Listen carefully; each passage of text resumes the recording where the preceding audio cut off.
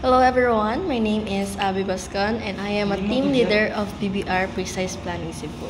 So my experience in precise planning trading, it's actually legit because they has 80 to 90% win rate of trading business because we cannot find trading 80 to 90% accurate.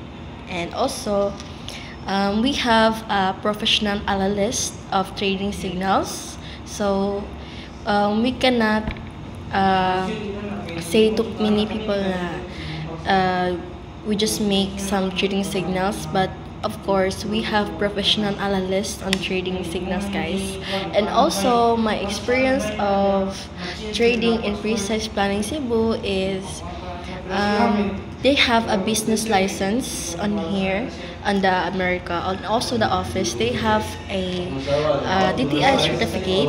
And also the Precise Planning Trading business has also a business license which is ASEC and FinCEN.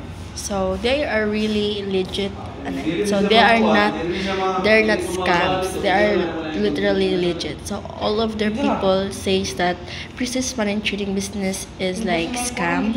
No, because they have business license on it, so they can prove that this platform is actually a legit platform. So that's why I say to many people that this is a legit platform. This is not a scam platform.